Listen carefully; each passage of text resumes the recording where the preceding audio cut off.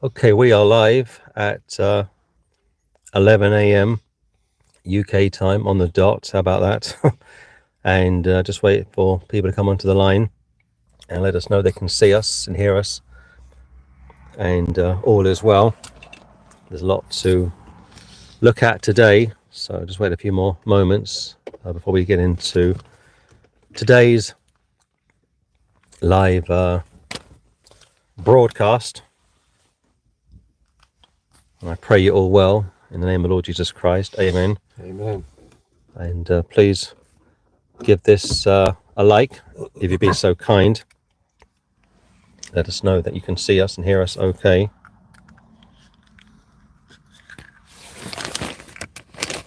There's always technical problems when we start these live streams, but nothing major. Praise the Lord, and good morning to you, Sister Elaine and Brother David. And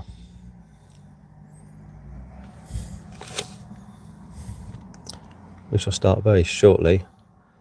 And blessings to you in Nashville. Is that Nashville I saw? Wow, Nashville. Nashville, Tennessee. Tennessee. The US of A. I think that's Elvis land, Nashville, isn't it? Yes, yes. Memphis, Tennessee. And Sun Records. Sun Records, Yes, yeah. which we'll talk about briefly in a minute. Okay, so we are good to go by the looks of it. And God bless you all. And just lost the link on my phone.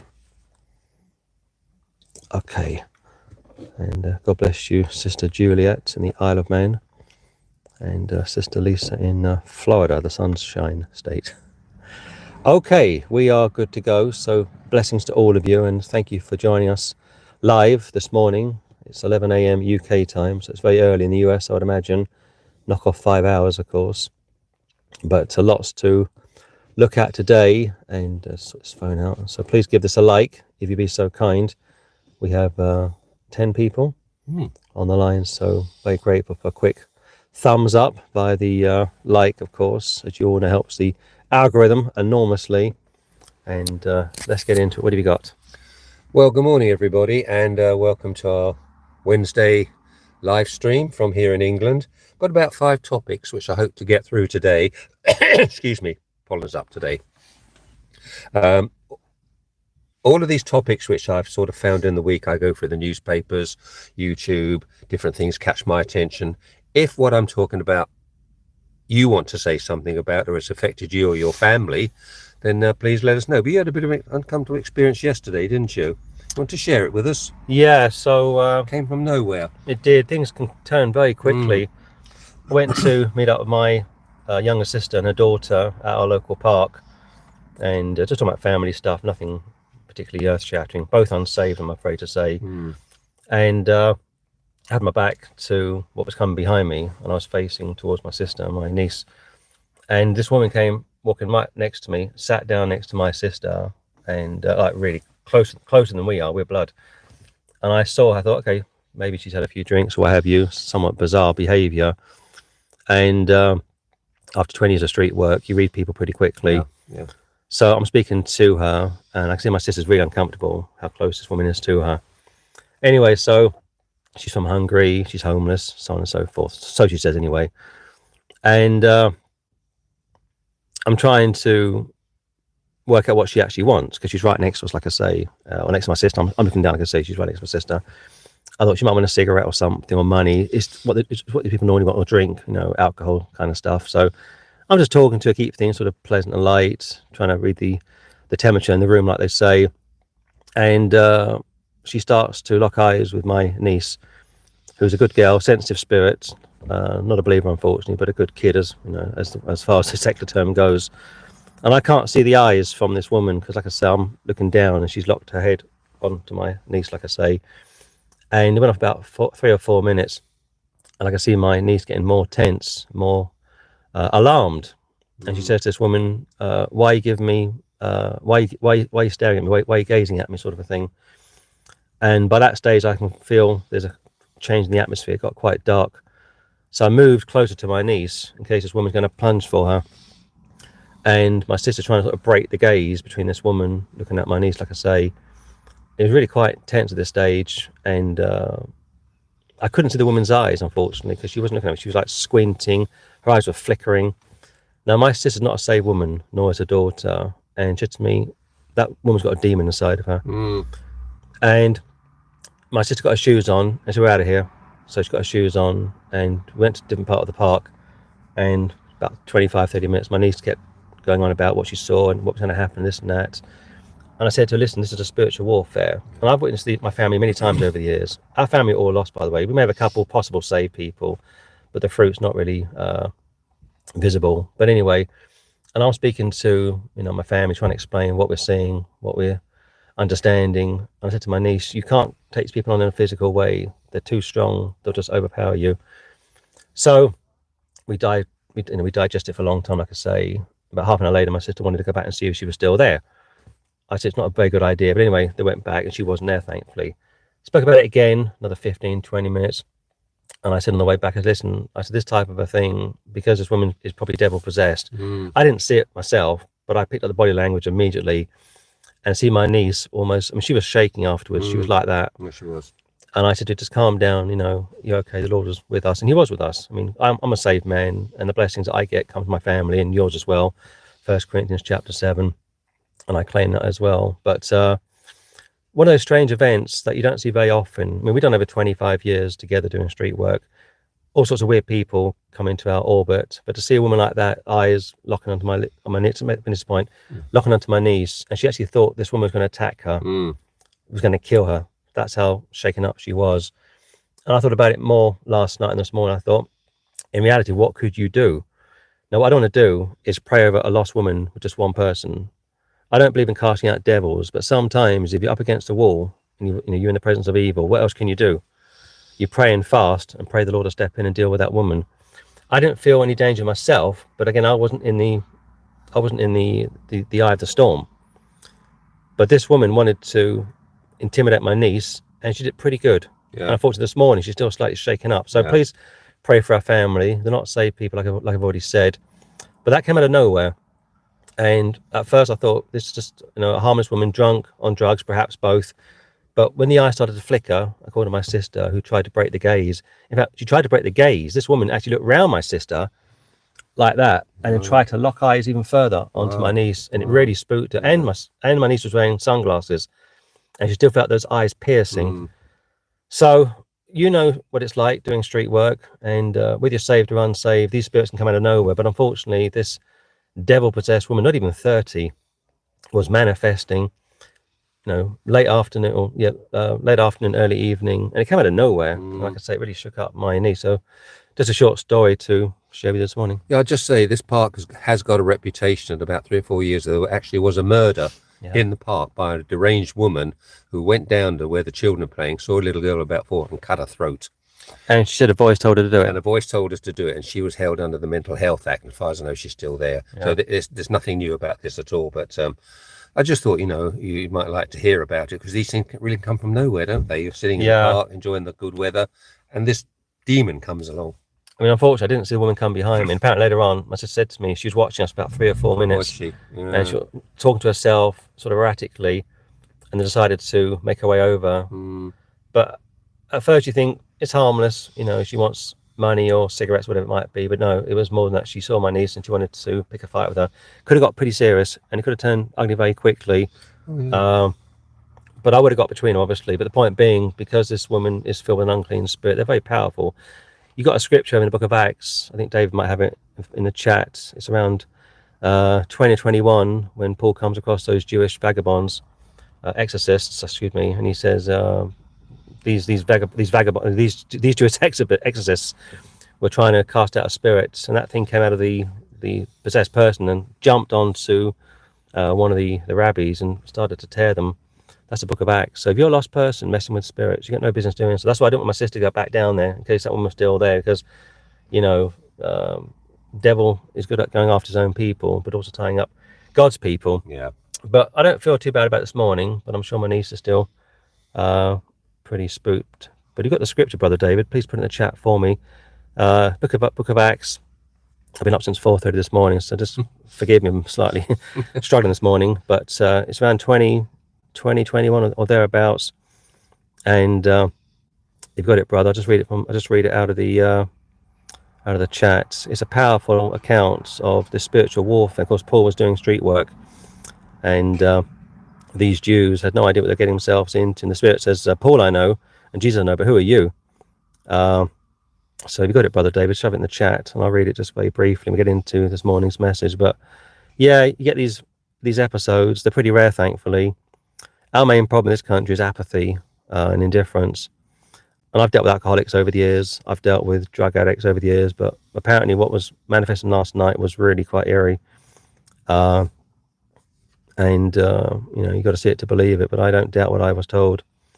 Like I say, my niece, she was shaking for a good 20 minutes afterwards. Just wait a couple more minutes for David to put the script in the chat, and we get on to it.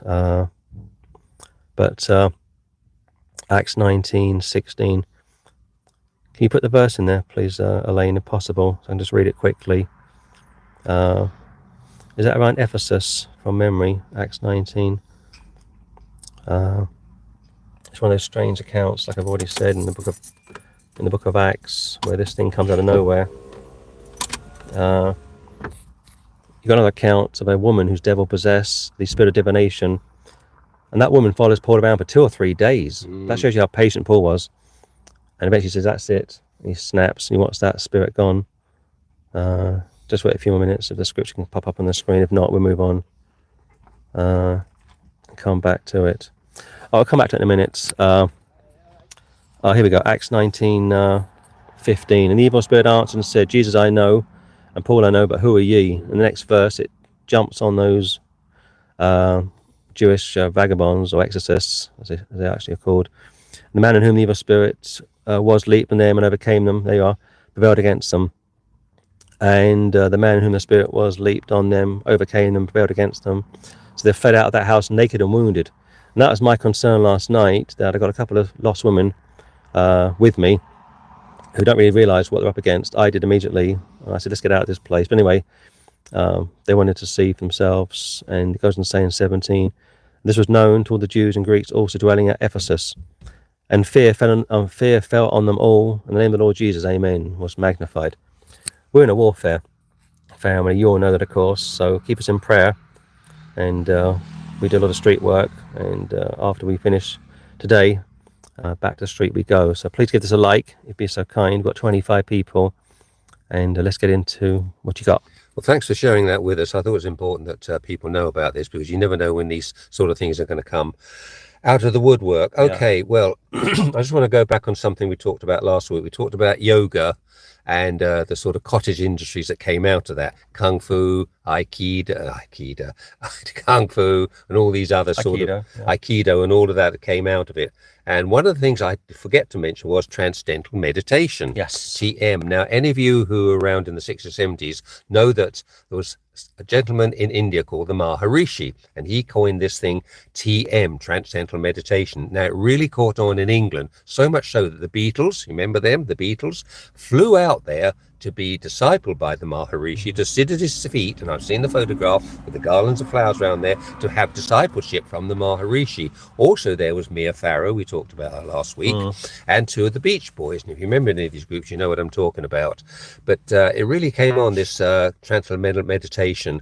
I think England was going through a bit of a atheistic stage at the moment, so they're desperately looking to find something. And this came out the woodwork. They gave a lot of money to this Maharishi as well. One of the Beatles was George Harrison, and he got very much into the musical culture of India, the sitar, which is like the equivalent of a guitar, the sitar. And there was a famous Indian sitar player called Ravi Shankar. You may have heard of him, you may not have done. But George Harrison really got into this, and he released a record some years afterwards, My Sweet Lord. Hare Krishna. Hare Krishna, that's right. And it got into the charts, believe it or not. You know, people will buy anything. Someone said, just very quickly, someone said the guy actually got saved, Harrison, later in life. I'm not sure. I heard when he got stabbed in his home, he was calling Hare Krishna. Hare Krishna. Yeah, he had awful death, apparently. He was stabbed. They waited for the ambulance. He's dying on the floor. His wife trying to do something. But one of his friends, apparently, allegedly, said he may have been saved. I don't know. Anyway. Okay, then. but awful death anyway. Yeah, yeah. So that was Ravi Shankar. In fact, it got so much so that London Symphony Orchestra at the time were commissioned by, I think it's HMV EMI Records with Andrei Previn to play Ravi Shankar's sitar concerto. And I read some of the musicians turned up, they didn't really know what they were doing. They got into the studio and there was incense lights there and incense joss sticks burning, they weren't used to this. It's an interesting record. I got it home somewhere. And also they're calling on spirits, a lot of these people. Oh, they are calling on spirits. I mean, you're emptying yourself up. Meditation. What are you meditating on? Flower power, free love. Well, you're opening yourself to all these demons there, and of course all you're doing is repeating this word. It's a mantra, isn't it? It's a mantra. It's like speaking in tongues, isn't it? It's like saying the Hail Mary. It's repetitious, or the Hail Mary Queen. You're saying that and you're meditating on it. So I just wanted to clear that up from last week. I don't know if it's still around, all of this now, but yeah. I'm sure it is. So, okay then. Yeah. So what's been happening then? Well, in Rome, most of the government's closed down. It's very hot in Rome, apparently. But the Pope has retired to his summer residence at Castle Gandolfo.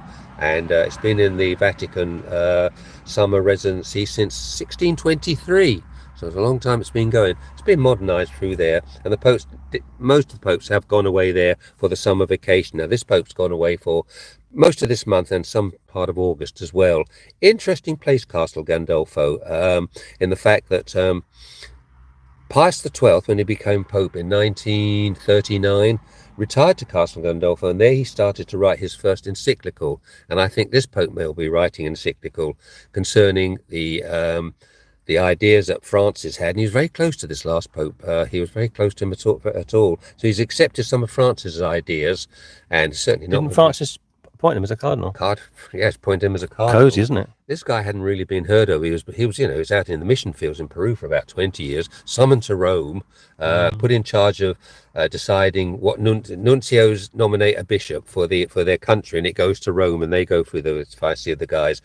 Spiritually acceptable. Yeah. A nuncio is like an ambassador. Nuncio is the ambassador or apostolic delegate, like we have in England. And this guy was brought in there to go through these files. Yes, he's acceptable. He's not. Powerful job to have. Yeah. And soon after, he was made a cardinal.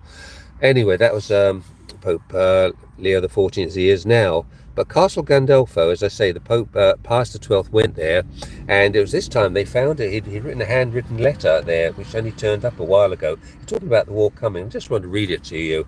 Quote, "The danger is imminent, but there is still time. Nothing is lost with peace, but all may be lost with war." And after that, he never returned to Castle Gandolfo again during the war. Now, the war lasted, 4 or 5 years? Right, 6 so years. He never went back there, but he did open up to, there's a village nearby there called Gandolfo, and the residents were allowed to go in there with the heavy bombers flying over to bomb Rome, and apparently 40 babies were born there in Castle Gandolfo. So that's something there then. Since then, most of the popes have gone there for the August time. John Paul II frequently went. He went there all through the year as well. He loved the place. Francis didn't go there. I think possibly it's because he took the vow of poverty, and he saw going to this splendid too worldly for him. He was living in his B&B, 3-star B&B, as somebody said. He was wearing his ordinary shoes, wasn't wearing the pontifical shoes. He went there, looked around, and said, yes, very, very nice, never came back again.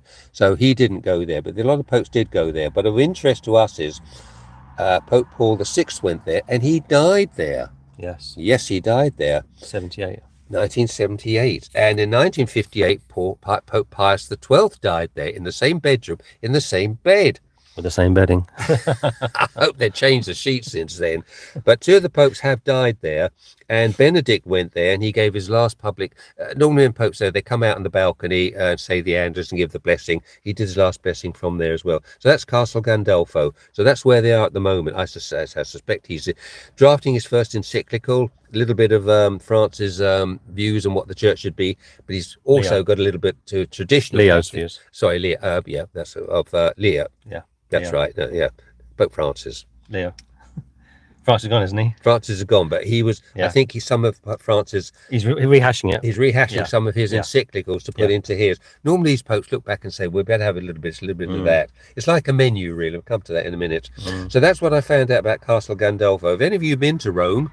And I believe up to a few years ago, they used to have a general audience at Castle Gandolfo. If you've been there, Perhaps you could tell me what it's about. Someone found. Weren't you there in '68? Was that the Vatican? I went there in 1968. Yes, we were supposed to go. I went to Rome in 1968. Oh, that was a story as well.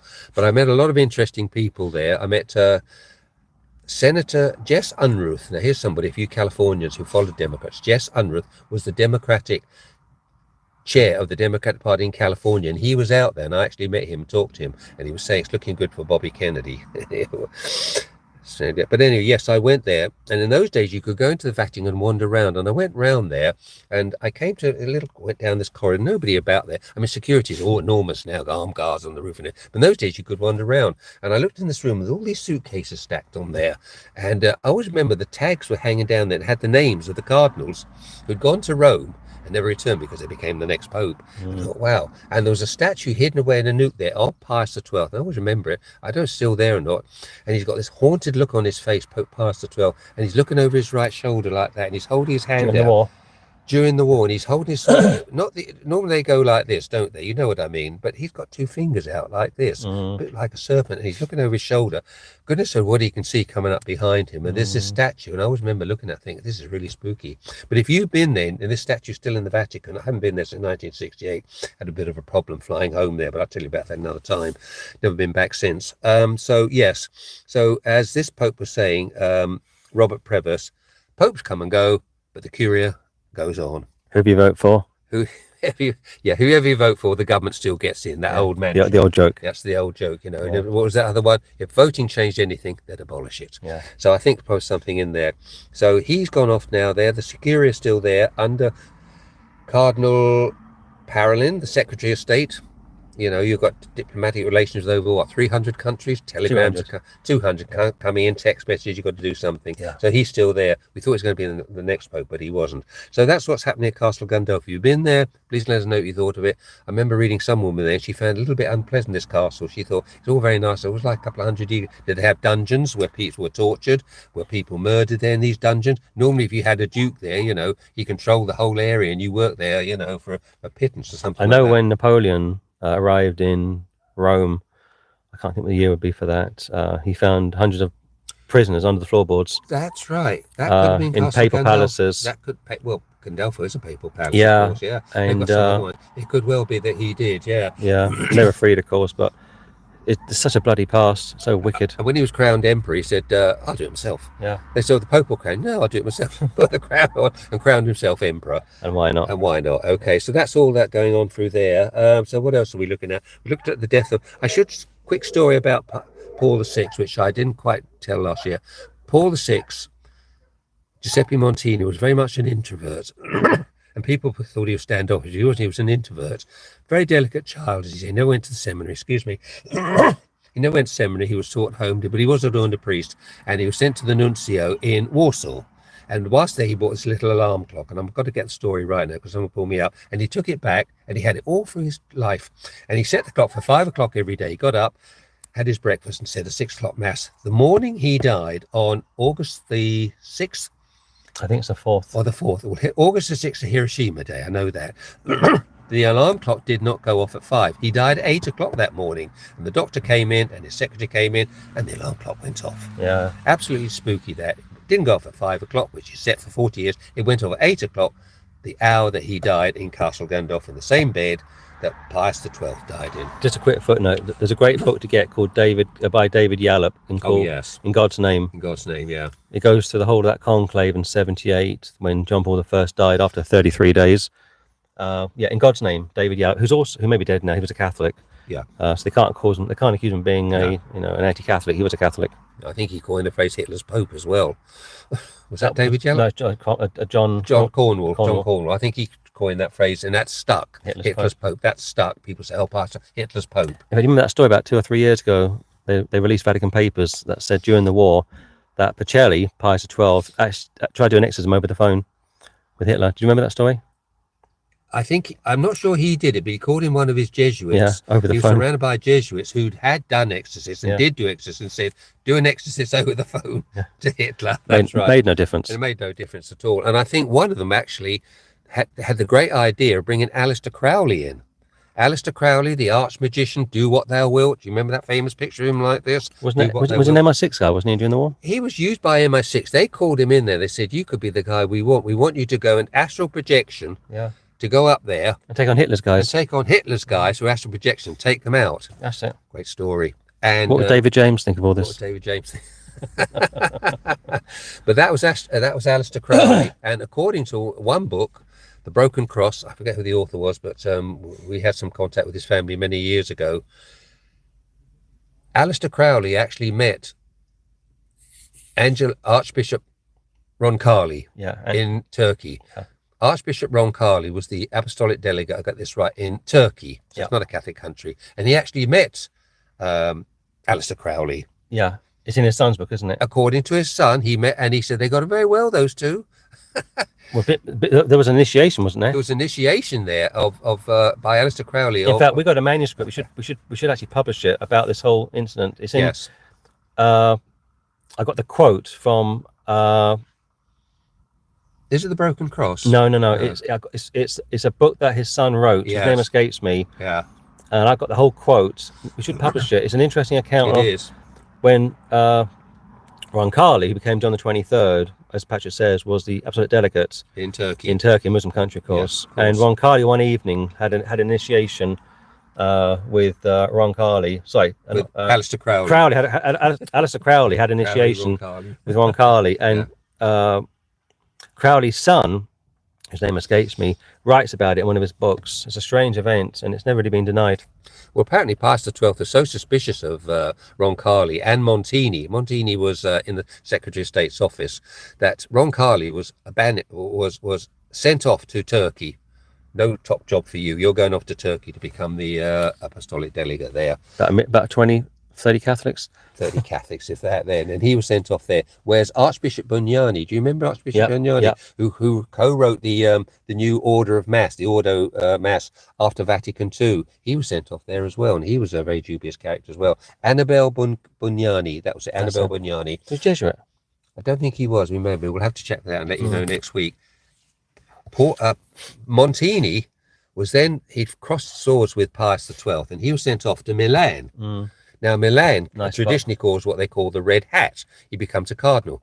But Pius XII said, no, I'm not making you a cardinal because you might vote yourself in the next by-election. So that when he died, Montini, who wasn't a cardinal, wasn't able to sit in on the conclave. But afterwards, he was made a cardinal by, you've got it, John the 23rd, a.k.a. Angelo Roncalli, and he went off to... And which Montini are we talking about here? Giuseppe Montini. When the two Montinis? There's the Cardinal Martini. He went up here. He was a Jesuit. He came in 1978. Yeah. But this is Giuseppe Montini, who did become Pope, and he was apparently always on the left. People thought he was a closet Catholic because he used to carry a little portable mass altar in his suitcase and go off to different parts of Rome and say a mass. There's two Paul VIs, weren't there? There were two Paul VIs. According to a priest I knew who actually worked in the Vatican, according to Malachi Martin, the real Paul VI was murdered when he went on an official visit to Manila. He was stabbed under the chest. They said, it's nothing at all, but he died soon afterwards. He also didn't want to bring through many of the changes that were brought in by Vatican II. He thought it was going much too far, so they got rid of him.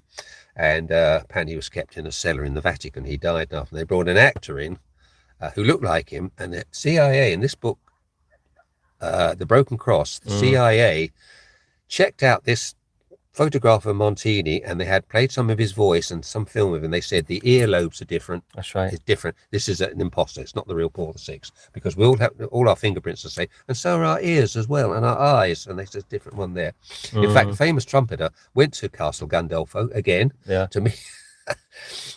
Amazing. The band were Louis Armstrong was his name. I'll tell you his name. He wasn't a Catholic anyway, but their manager said you ought to go to Castle Gandolfo and meet the Pope. So he, in his great way, said we went to Castle Gandolfo. We pulled up there. This big man. He said all these guys standing around in fancy dress with pikes and swords and things. And we met the Pope, and the Pope didn't know who he was. And he looked at them. He said, "You boys with the circus?" And he said, "No, sir, we're musicians." "Oh," he said, "Yeah." He said, "Gospel singers?" "No, sir." He said, "No." He said, "Oh, you're not one of those gospel singers, you know." He said, "No." He said, "Play the trumpet." And he said, "Well, some of our records." And we gave him some records. He said, "Oh, Louis Armstrong, oh, you play the trumpet, do you?" He said, "One day we'll all be playing the trumpet when Gabriel comes back."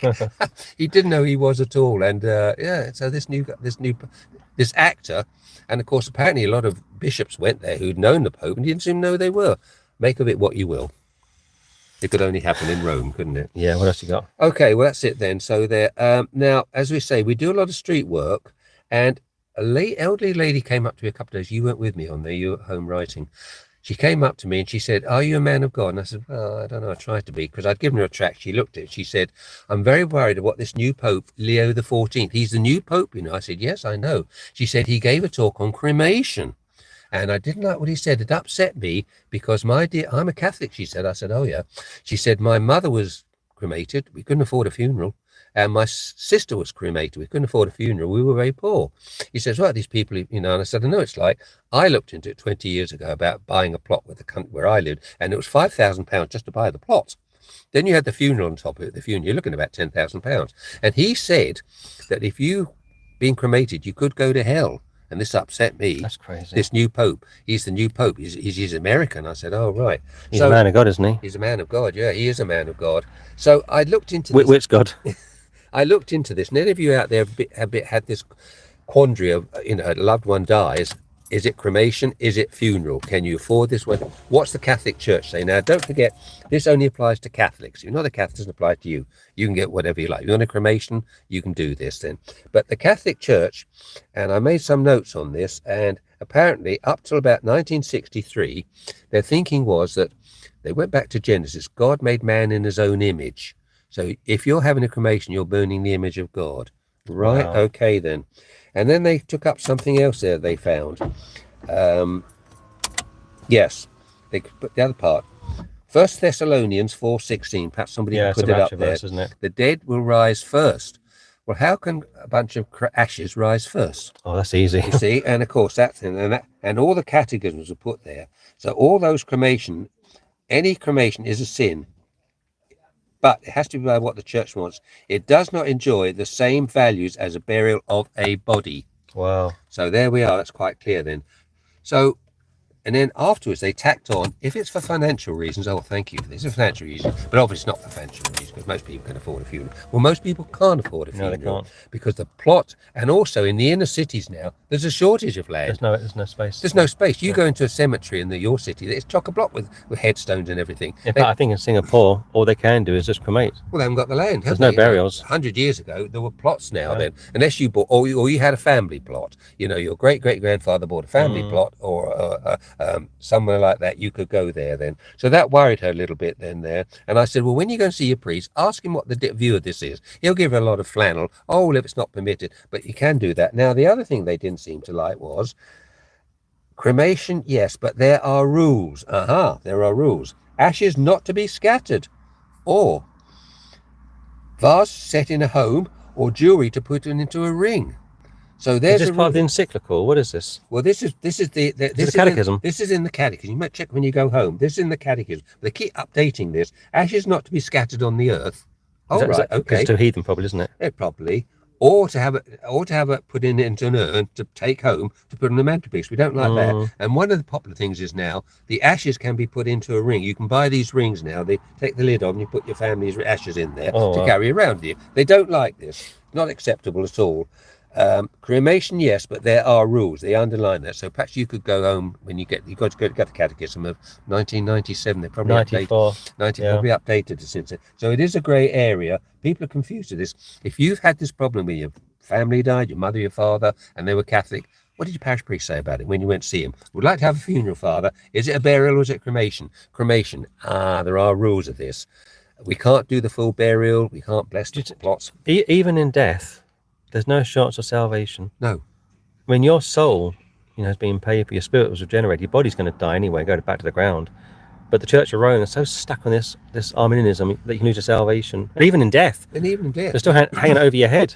Well, it's still holding it over your head. So 1 Thessalonians 4:16, the dead will rise. Now, this is the rapture, of It course. is, absolutely. The dead will rise first. Yeah. So we're looking at bodies rising Yeah. first. Well, not just bodies, body, soul, and spirit. But the bodies, rejoined the to- bodies, it's just a skeleton. It's gone. It's gone. Whatever's left of it, Whatever's God, left, it, God right. can rebuild it. That's right. I mean, that's nothing for him to do. No.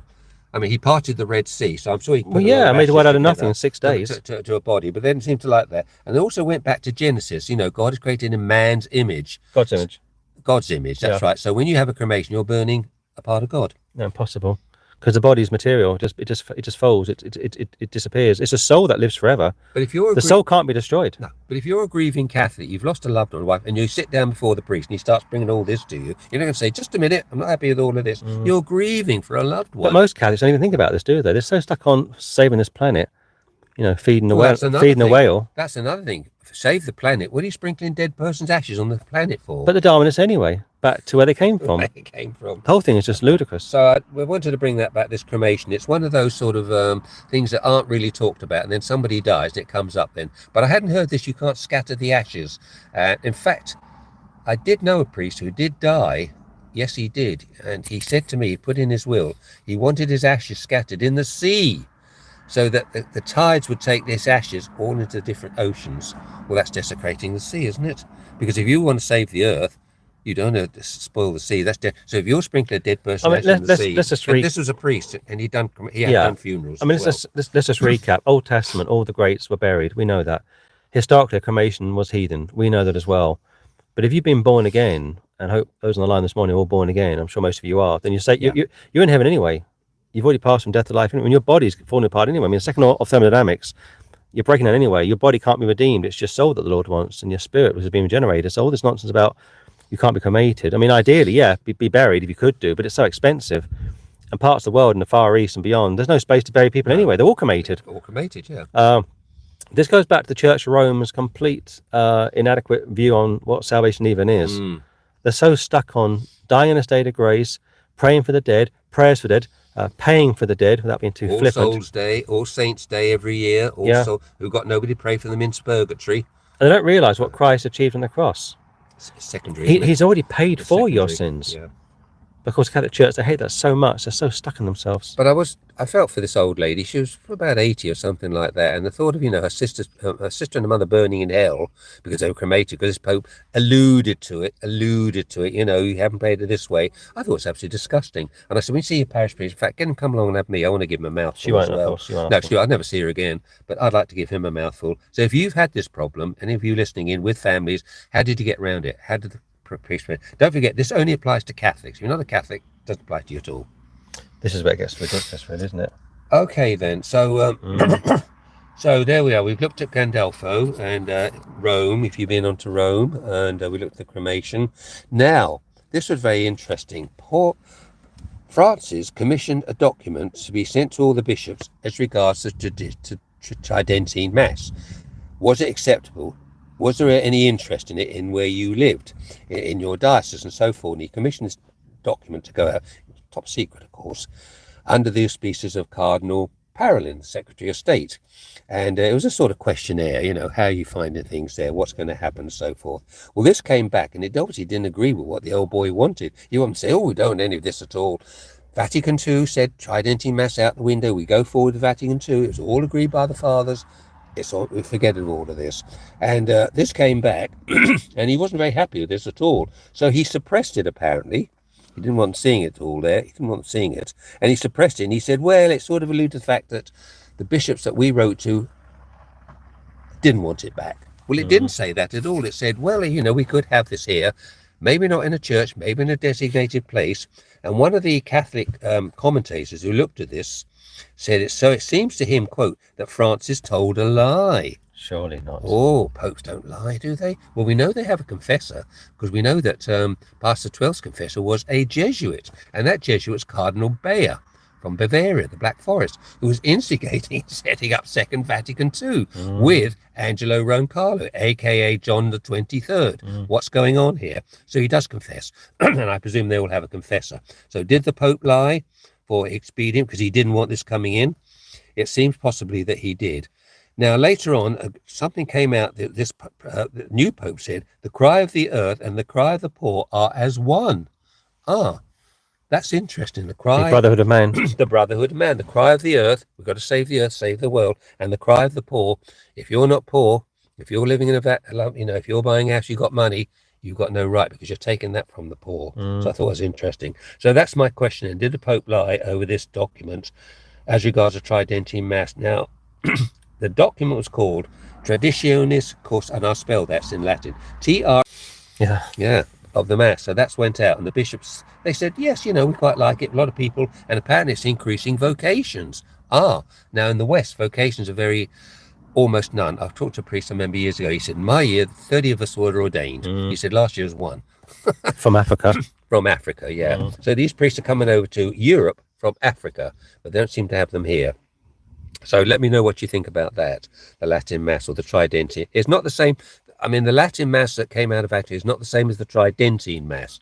The Tridentine Mass is what the St. Pius X Society follow, and they are doing their bishop. They've got their own seminaries as well in Switzerland as well. They're very well heeled as well. So that's still rumbling on. So this Pope now has got to decide whether he goes...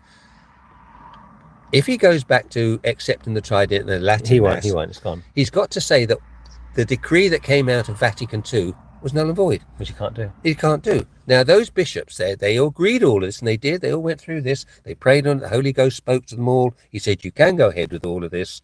And so you got it wrong, did you? And this Pope, he's probably looking back saying, oh, let's forget all of this Vatican, this masses and benediction and kissing rings. Forget all of that. We've moved on. The church has gone forward. So did he lie? Maybe. Yeah, probably. So what else now? Looked up there now. Cremation we've looked at, though. Anybody picked up on this cremation? We'll come back to comments then? later. We'll come back to there then. Okay then. Just a quick request, give this a like. We've got 50 people on the line, only 27 likes. Please leave a comment in the chat, and we always appreciate your prayers and support, as you all know anyway. And God bless those who stand with us financially. Please continue to do so. Okay then, Castle Gandolfo, we've looked at that. Going to come to Trump being nominated for the Nobel Peace Prize. Come to that in a minute, though. Now, we did some street work yesterday. We met an old chap called Michael. We've known he's been on and off for years. He seems to have been cherry-picking his religions, doesn't he? He was in a mobile chair, and last time I saw him, he was walking along. He's got a cyst on his knee, and he said, he's a bit worried, it could be, cancer or something like that. Anyway, you said to him, you were there, you said, you asked him about the Mormon, didn't you? What did you say to him? Well, he had a Mormon background. I spoke to him back in, 15 years ago. So had the Mormon background. He always takes tracks from us. He's always very friendly, but we got a bit more light from yesterday as to who he is and where he came from. Very interesting background.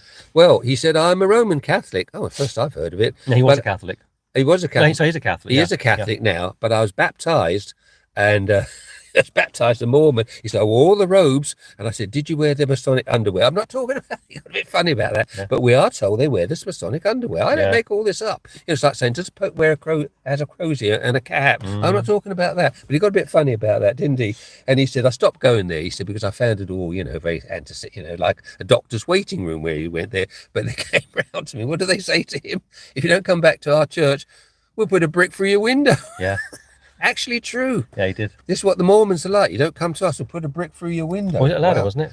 Was it a ladder? No, it wasn't that. That's if you don't come to the second time. So he said, I didn't want to go back there again. But he said, Jesus is coming back. He's up on all this. And he always, when I see him probably more needy. Jesus is coming back. He could come in and say, like a thief in the night. I said, that's right now. And he said, if you knew that thief was coming, you wouldn't open your front door, the windows open. But he's coming like a thief in the night. Yeah. So he wore all the robes for the baptism when he was a Mormon, but he's a Roman Catholic now. So this is like a menu, really, cherry picking. I'm going to be a Catholic, and I'm going to try out Hinduism. Well, like the Jehovah's Witnesses, they're nice people. Oh, I'll try them out. Jehovah's Witnesses, they're a bit funny about some things, Mormons are all right, but you've got to wear the Masonic underwear. Yeah, so we can't talk about it. We can't. So are they Masons? Are they Freemasons? Yes. Yes, of course. But they have the King James Bible. Oh, right. So do the Masons. So do the Masons. They have so there must be something right there about it. So that was Michael. Please pray for him then. As I say, he's in a wheelchair now. Well, he's not a wheelchair. He's one of these mobile things. Great big thing it was too. Does 6 miles to the hour if you're interested. And 6 miles an hour. 6 miles an hour, and it's £80 a week. Is that right? £80 a week.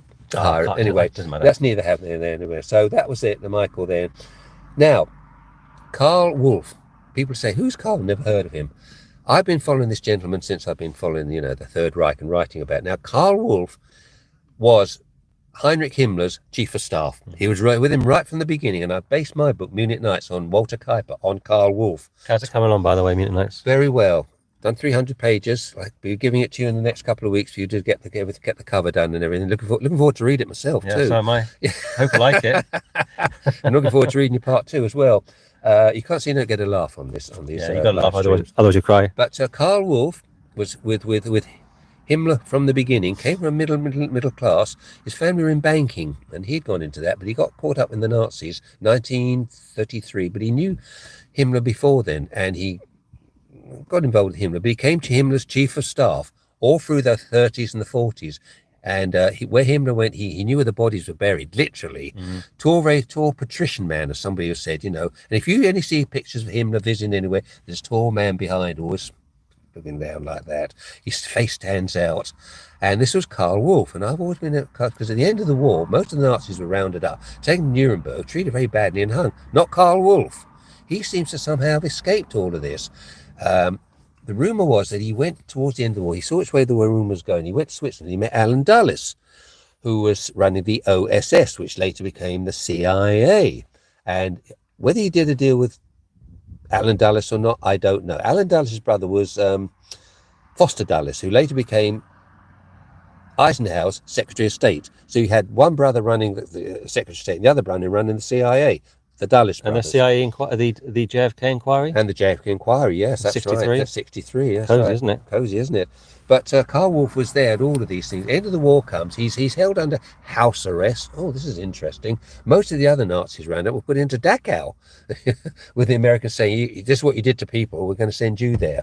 So Karl Wolff has always amazed me, and at the end of the war, he got off. I think he went back to, he got into public relations. Yes, he set up a very successful public relations firm. Might have been Stuttgart. Lived to a good old age, and he went to Spain, and he got involved with import-export. And somebody said to him, you know what's coming? Colour television's coming. All right. Everyone's going to want it. And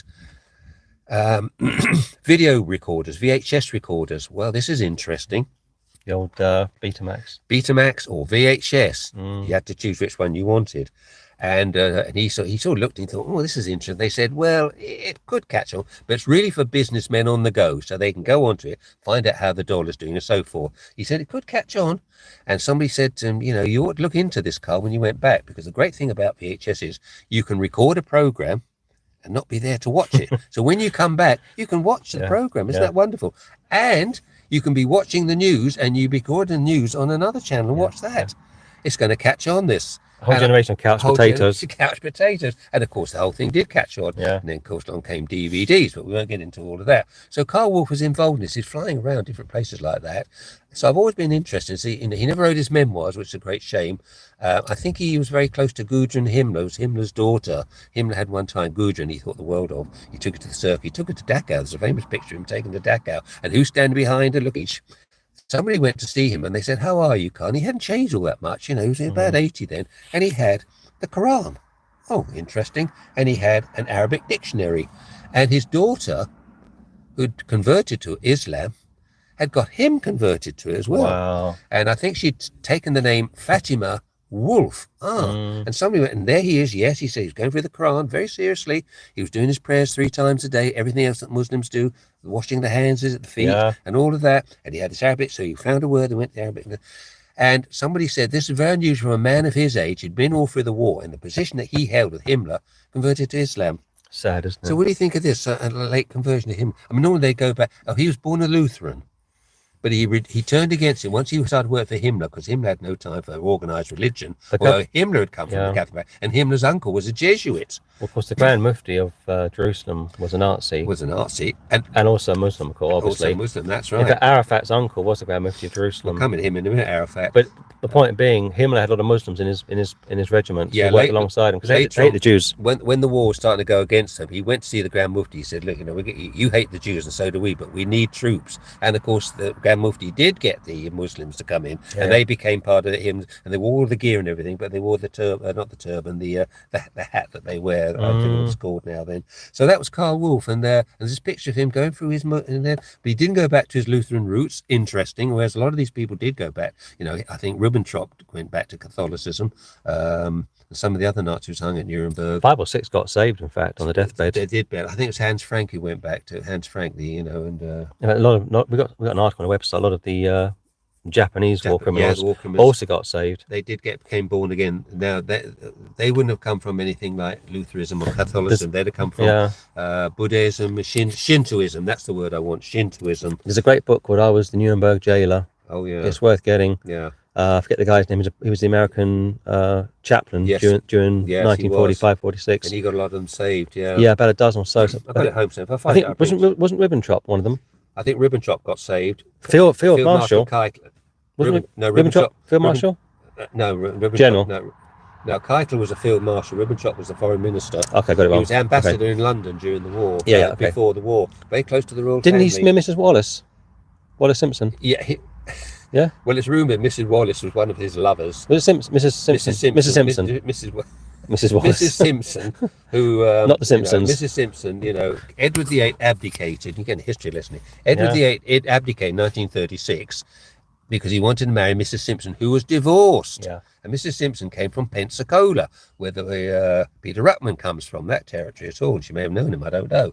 But he abdicated. And of course, everyone was going around saying, "We hated Mrs. Simpson. You stole our king." Of course, his brother, who became George VI, had this awful stammer. Do you remember? Yeah. He didn't want to be king at all. No, I don't be king. I don't public speaking. He couldn't. But that's another story. So anyway, that was it about. But he smeared Mrs. Simpson, didn't he? I think was that. He's supposed to have had a rumour there was an affair with Mrs. Simpson, and I think he helped to get her. In fact, in special branch. And they put a rumour around that she was having an affair with this notable aristocracy guy, and this guy was just selling cars in Chelsea somewhere. It's a dirty tricks department. Dirty tricks department. They named this guy, and of course he's getting out in the morning. These people watching him, taking photographs of him, surreptitiously for the cars. And his wife said, "What's going on? I don't know." And of course the press going, "We hear you're having an affair with Mrs. Simpson." No, I don't even know the lady. MI6 put him around. They got the wrong guy, hadn't they? Or had they? Yeah. They do make mistakes. Of course, what else you MI6. got? Anyway, so we talked about Michael. We talked about Mrs. Simpson. Now, Benjamin Netanyahu went to the White House a couple of days ago to meet his old friend Donald Trump. If you remember, Donald Trump gave him the key to the White House. Do you remember that there? He gave him this big key. No. He said, "Here's the key to the White House. What do they call it? BB. Come anytime you like." Anyway, he went to the White House and they had a little chat, and then there was a meeting in one of the conference rooms, a big meeting. They have that long table. There was about President Trump there was J.D. Vance, there was Mario Rubio and several other people there, and on the other side you've got all the Israeli delegations, guys in uniforms. This is a serious meeting, but sitting next to Bibi was his wife. Oh, his wife, she in the cabinet? I didn't know this. I thought she didn't know. So she's sitting there right next to him, and he suddenly turned up and he said, "Today I have written to the proposers of the Nobel Peace Prize in Sweden, Oslo, nominating you to be the Norway. Yeah. To be the Nobel Peace Prize for this year." And he handed this big envelope. He stood up and he handed over, and this Mrs. Bibi watching, and he took it. I knew nothing about this, and I do believe he looked a bit proud, and he said, "I thank you." He said, "If anyone ought to get it, you ought to get it." So we will see. So there we are. So didn't Obama get it back in 2009? So it got me thinking about this Nobel Peace Prize. We've all heard of it. Well, it was set up in the last century by a guy called Alfred Nobel, and his claim to fame was a multi-millionaire. He discovered dynamite that went into bombs. He's just the man. And of course the whole thing took off, and he's watching all these wars around the world using bombs with this dynamite that he patented, and he's thinking, wow, this isn't right. That's what sets the Nobel Peace Prize, which he did, Alfred Nobel. So it got me to thinking some of the famous characters or infamous characters who've been nominated and got it in the past. Henry Kissinger. Really? Henry Kissinger. You remember him? Wow. The Vietnam War, the bombing of Cambodia, neutral Cambodia. Kissinger was behind all of that. Mother Teresa. Whatever for? She got the Nobel Peace Prize, all that she'd done for helping the poor. Humanitarianism. That's right. And the Mother Teresa, and what about her? She was Albanian, actually. She was Albanian, that she'd been tied in with the Albanian secret police. During the war? Yes, and where she travelled around the world, she was feeding information back to the Albanian Tirana, secret police. Tirana. Tirana, is it? Yes, I think it is. So she got that. Archbishop Tutu. He was a Freemason. Archbishop Tutu, very close friend of Nelson Mandela. Come to him in a minute. And Archbishop Tutu at the end of the war said, "We've found peace now. The ANC should be forgiven. We're going to go for this peace stations," which they did. Nail bombs, blowing up people and doing these awful things, rubber tires around people's necks. Remember all of that? Forget all of that. We're going for, and this happened with the IRA when Blair, do you remember Blair brought in the Good Friday Agreement? Yeah, remember 99. that? We're going to go over that then. So all those IRA guys, those murderers who did awful things to people, that's all gone now. And all those people, I remember one guy saying, "I knew the IRA guy who killed my mother, and I see him walking around doing his shopping in Safeways in Belfast. Can't touch him." Yeah. And in fact, I think he tried to bring a private prosecution against this guy. The court said, "We can't do it." They've got an amnesty from Tony Blair, the Good Friday Agreement. And this happened in South Africa under Archbishop Tutu and other people. And who was that Prime Minister? He got the Nobel Prize with Mandela. Can you remember his name now? I can't remember his name now. Anyway, and he signed this thing that they got this as well. So that's it now. One of the others are now 1 year. Arafat, who you mentioned, Shimon Peres and Rabin. Arafat, what a Arafat, joke. yes, with Shimon Peres and Rabin got the Nobel Peace Prize. Rabin. Yeah, Rabin, yeah, they got that as well. So can you believe it? And Jimmy Carter, good old Jimmy Carter, and Obama got it. I think Why did Carter get it? I don't know. What had he done for peace? He had some good wars. Every president says, "I want a good war. Got to have a good war," so people remember him for the war. I think Gerald Ford, they went down the Dominican Republic. Do you remember that Dominican Republic thing? No. And the guy there, what was his name there? They blasted out Nancy Sinatra music. That was Panama, wasn't it? That Panama, that's right. Yeah. There was a bit problem in Panama. So that was, I think it was Gerald Ford, and he said, and the guy who was running it all, his name began with him, I can't remember that then. He holed up in one of the embassies. So the FBI went, they said, "We're going to get the guy out." They brought these massive great speakers in, absolutely true, size of that big skip over there, pointing the embassy and start blasting out all this rock music, Nancy Sinatra, day and night, blasting out all this heavy rock, Black Sabbath and all of that sort of thing, Ozzy Osbourne and all that sort of thing. Yeah. Obama, now what happened to him now? He had a few good wars, didn't he? Obama, what was his good wars? Afghanistan, was that one of his? I think that started before he came to office. Who did the Balkans? Who was that? Was Clinton. That was Clinton. Blair. Yeah, he had a good war. Well, yeah. In fact, Tony Blair and Bill had a lot of good wars. They had very good wars. I haven't seen Clinton. I've got his name down here. Let's look him up then. Kofi Annan. Now, remember him? In fact, that Bill Clinton, in Billy Graham's biography, he says that Bill was a saved man. He said Kissinger was a saved man. 1957, Billy Graham had a crusade somewhere in New York, and according to Kissinger went forward, make of it what you will, and received Christ as a saviour. Said the sinner's prayer. Apparently. Good. Well, if they say the sinner's prayer, they're saved, aren't they? No, but if Bill did go forward, and not Bill, said the sinner's prayer. Yeah, with Nancy, not Nancy, with Hillary. With Hillary, and she said the sinner's prayer. Yeah. But Kissinger went up apparently in 57, according to. This is why the sinner's prayer doesn't really work, of course. It's just words. But anyway, that's another thing then. And I'm sure I haven't got Clinton down on my list. I have to look him up. I'm sure he would have been nominated. Most presidents do get nominated for the Nobel Prize. And you say the Balkans, the Bill Clinton, Slobodan Milosevic, that was all under his. Radovan Karadzic, that was all under him there. Of course, that, just a quick footnote, that whole Balkans war was Islam versus Orthodoxy. Yeah. And the West backed the Muslims. Yeah. And they bombed Serbia almost to the brink of destruction. And that's why Russia backed Serbia, because at the time they were trying to stop the Muslims taking over the whole of the Middle East. But whole of the Balkans. I have seen the book that you've got. He does say that Bill Clinton was saved and Henry Kissinger. They went forward at one of his rallies. What he says. Whether Hillary was saved or not, I don't know. We're being slightly flippant with Hillary. I am being flippant. Yeah. I heard a story about her once. I don't know. Her daughter came home from school and she said, all the girls at school are making muffins. She said, I'd like to make some as well. She said, can we go down to the kitchen and make them? Hillary knew where the kitchen was. This is Chelsea. Chelsea wanted to make, like the girls' school, and making these for Halloween, making these little dolls, for Halloween. And she said, can we get muffins? They were called muffins, I think they call them. So she said, Hillary knew where the kitchen was. Why would she, So they got one of the six and went down to the kitchen, and Hillary went down there and she'd met them all in the kitchen. Oh, we'd love to see him. He's never seen you here before. She said, she wants to make, can Mummy do it? Mummy didn't know how to do it. So I had to get one of the one of the chefs there to make these things there. So anyway, I don't know if it's true or not. Kofi Annan, Martin Luther King.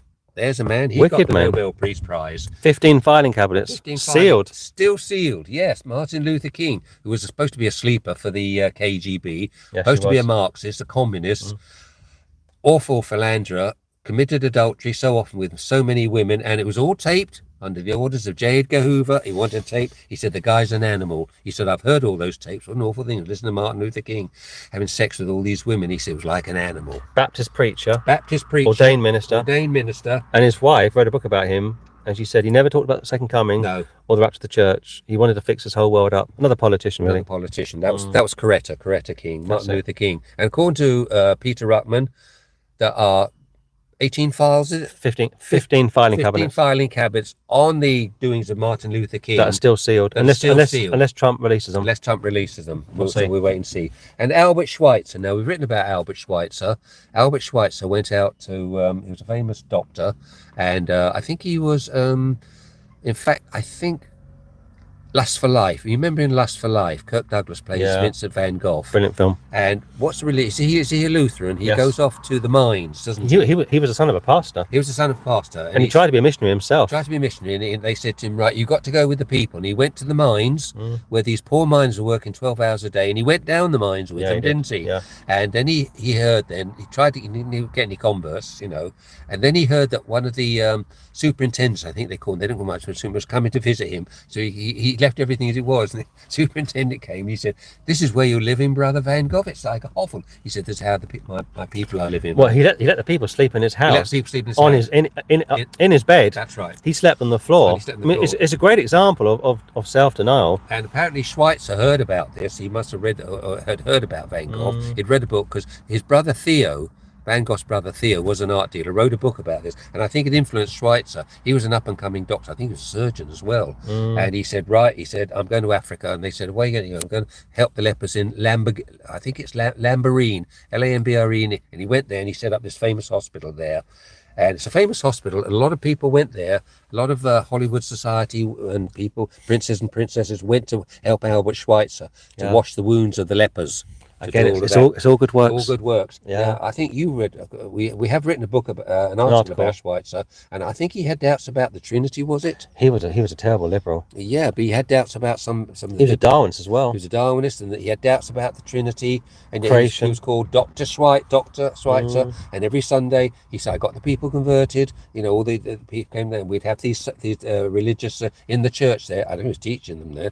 Wasn't Lutheranism, but he had a lot of doubts about a lot of the Bible as well. Albert Schweitzer, wonderful organist apparently. He could play some of the Bach organ transcripts. Even Bach found difficult, and he wrote them, and Schweitzer could play them. And there's recordings of wonderful organist Albert Schweitzer.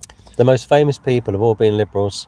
They've all been liberal. Look at this crowd: Kissinger, Mother Teresa, Tutu, Mandela. Yeah, no soul winners in the bunch. No soul in the bunch at all. And I'll have to look up, Clinton. I'm not sure. And you're going to look up the Catechism that you got in 1994, see what they say about cremation. That's I mean, next week. I've always thought that catechism was just a load of junk, quite honestly. Well, that was written by Joseph Ratzinger, of course. Yeah, of course. Yeah, who later became Benedict. But that priest we saw in town about 3 or 4 weeks ago, who was actually from Blackburn, and I put him on the spot. I said to him, "Do you believe on page 195 that your God is the same as the Muslim God?" "Oh, I don't believe that," he said. I said, "It's on page 195 in your catechism." Yeah.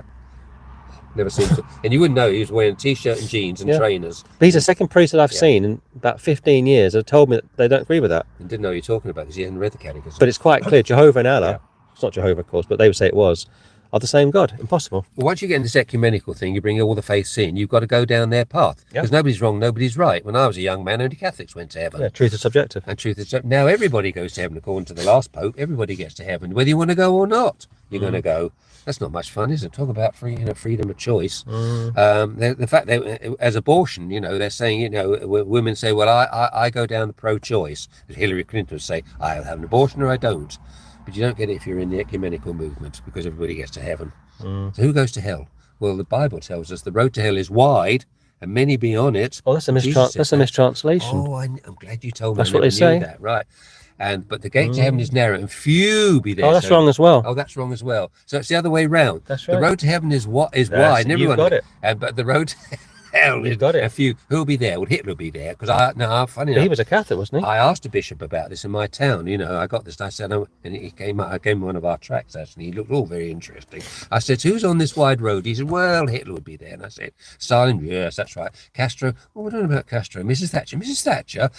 And I went through all the obvious sort of places. All the Bible says, all liars, fornicators, thieves, blasphemers will have their place in the lake of fire. They will be on that wide road. Oh, we don't go along with all of that. On the Hitler Pope, on the Hitler points, old Franco, good Catholic boy, Yes. he made a statement back in 45. He said a faithful son of the church has died, in reference to Adolf Hitler, and around the same time Pacelli gave the guy a requiem mass Mass in the Vatican, yeah. because Hitler was a baptized Catholic. Well, of course, they hate the communists in those days. And, of course, one thing about Hitler was he hated the communists. Yeah. Although he did sign a pact with Stalin in 1939, took Stalin in. And the Catholic Church, 33. And the Catholic Church, and did a concord with the Catholic Church. And Franco did a concordat with the Catholic Church in, I think, when he came in 1950. Okay, I think it's about all I want to talk about this week. I should be talking about. The Old Guard is still in the Vatican. Yes, the Old Guard. He's...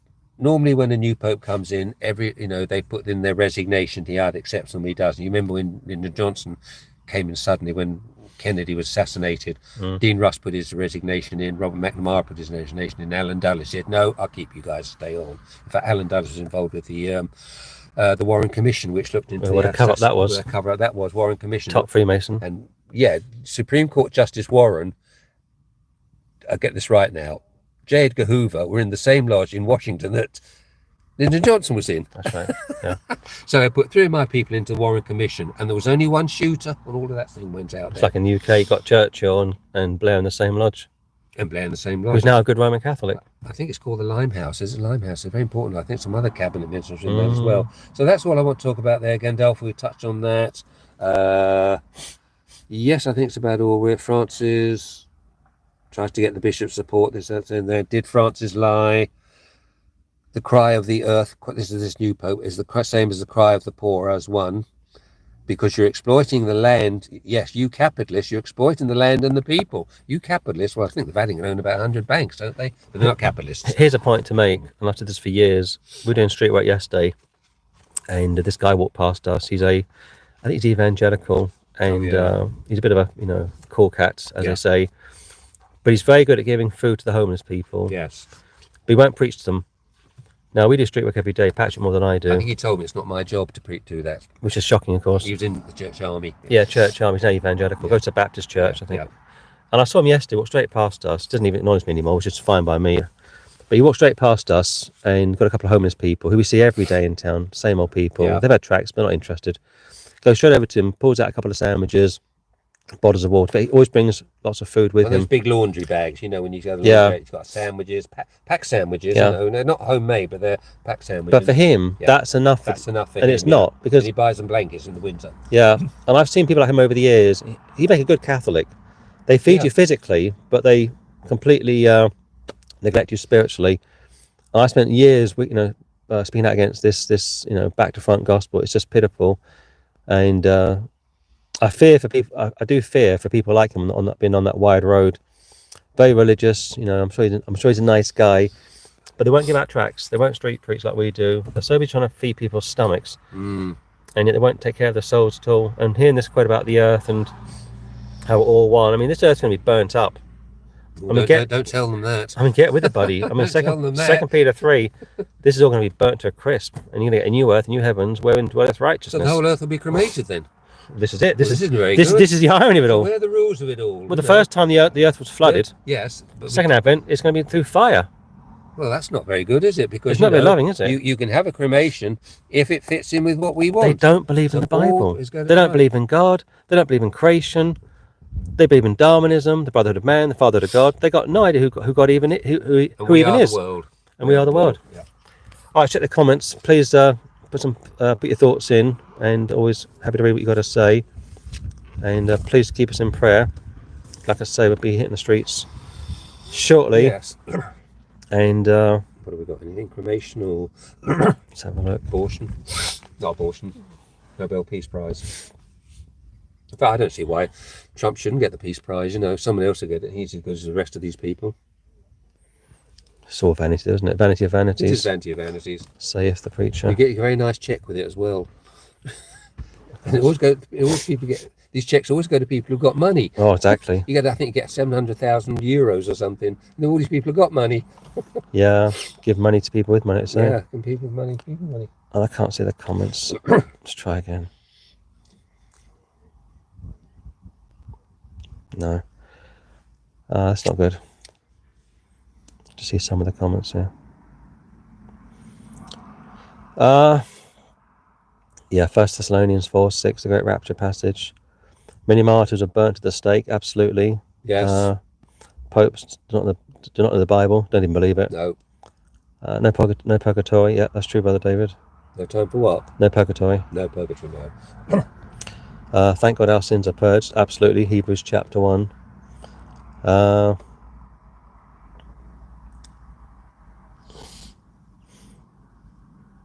God bless you, Arlene in Belfast. Yes, Patrick's father was from Ireland. And we've got Scottish blood as well in our family. Patrick rocks. You like it? I do, yeah. I'm going to get a t-shirt with that on my cap, Patrick Rocks. Yeah, I like that. Papa Patrick Rocks. Yeah, I like that. It's going to my head, all of this, you see. Yeah, just kidding. Seriously. Just kidding. Yeah. I'm nobody important. I'm seriously, I'm not. I'm nobody special. Yeah, we have Spanish as well. That goes back to the Armada, of course. Yes, the Armada. They came over to take over Britain, as you all know. And you had Jesuits on those Spanish warships. I think it was Prince Philip. And of course, some of those ships got destroyed at sea, and those that survived went to Ireland. Jumped ship and landed in west coast of Ireland. Yeah, in fact, I think our surname is Macon Caca in Gaelic. Hold on now. Our name in Gaelic is Macon Caca. That's it. But Battelle, when we went to Calais, you probably don't remember your little boy then, is the owner of ships and barges. So it looks like we were fishermen. Boat people then, yeah. Because kind of appropriate. Fishers of men. Fishers of men. So we were fishermen there, but it's Macon Caca, and it means son of the hound of battle. That's right. My uncle was a Gaelic scholar. Macon Caca, son of the hound of battle. There we are. You see, can't do Hound of the Bascles. Hound of the Bascles. Yeah. You had to get that one in, didn't you? Yeah, I do like Sherlock Holmes. My dear mother-in-law, she's been long dead there now.